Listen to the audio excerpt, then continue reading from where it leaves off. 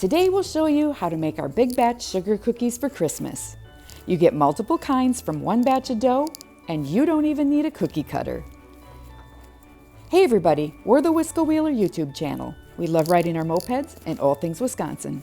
Join us and we hope to inspire you to make your day with us in Wisconsin the best day in Wisconsin.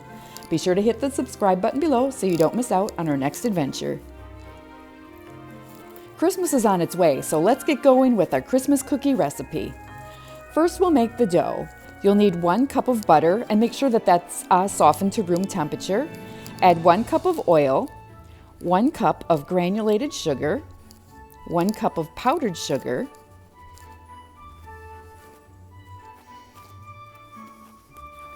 go ahead and beat that to mix it all together. Once that's fairly combined, you're going to add 2 eggs.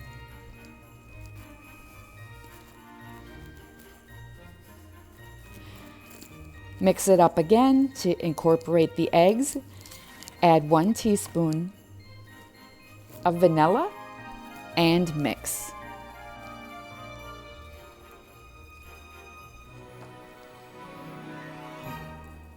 Then you go ahead and add 5 cups of flour.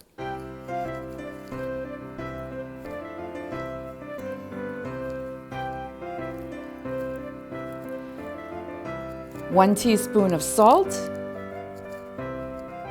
1 teaspoon cream of tartar, and 1 teaspoon of baking soda. I go ahead and mix those into the top layer of flour so that they're incorporated a little bit better before I go ahead and start mixing the entire bowl. Make sure all the ingredients are well combined, and once everything is mixed together, we could go ahead and start our variations of cookies. The first pan, we'll go ahead and roll the dough into balls. I like to use a small cookie scoop, and it really is my secret to getting a uniform size cookies. I have a link in the description box below if you would like more information. My second tip is to use parchment paper. I don't even ever bake cookies anymore without it.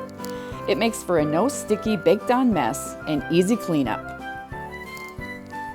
I don't have this on the video, but I simply took the dough balls and dipped one side into the bowl of sprinkles and put that back onto the cookie sheet to bake.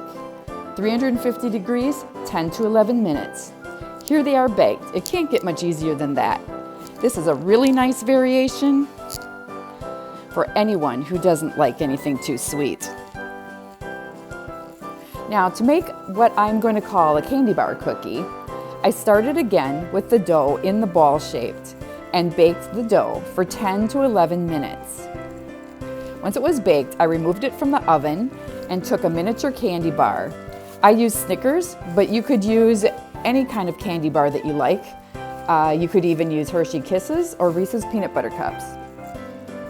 Return it again to the oven for a minute or 2 so that your chocolate starts to melt, so it's going to adhere to the cookie once the cookie's cooled. Remove from the oven and then cool. Once it was cool, I used a red color candy melt to drizzle over the cookies. I do have a link below to the red and green candy melts if you want to find them online.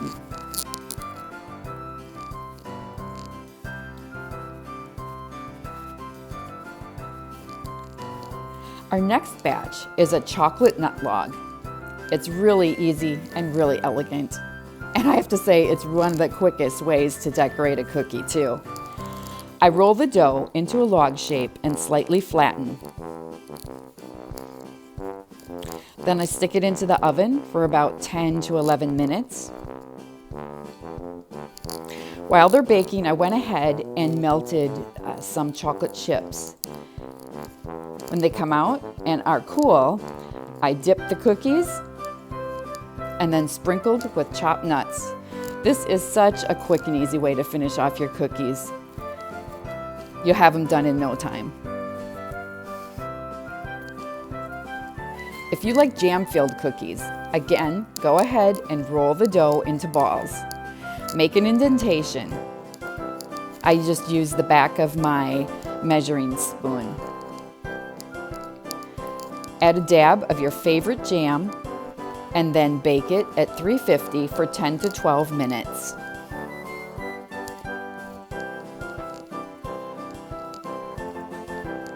Once you take them out, make sure that they cool really well. What I do is use a sandwich bag filled with frosting, and I cut a piece out of the corner of the bag and then just drizzle that frosting right over the cookies.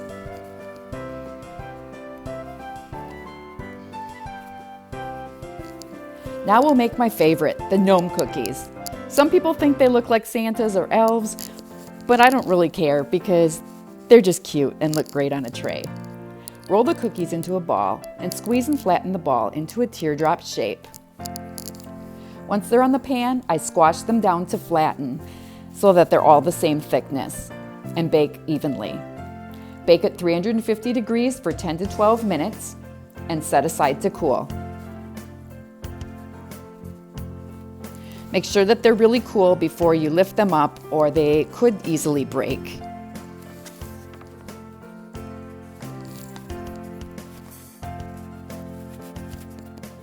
Once they're cool, you can go ahead and frost them. I used different colors of frostings to frost the hat portion. And you don't have to be real exact with it because when they all look a little bit different, they're even cuter. I added a small piece of marshmallow for the tassel. For the face, you're going to need some red hot candies or something to use for the nose. I used coconut for the whiskers and white frosting to stick it all together. As you can see, this really isn't an exact science, but they look cute on a plate of cookies. That's all I can say.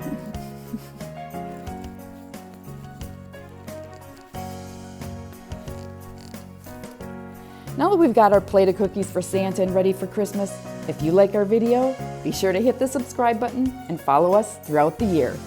Merry Christmas, everyone.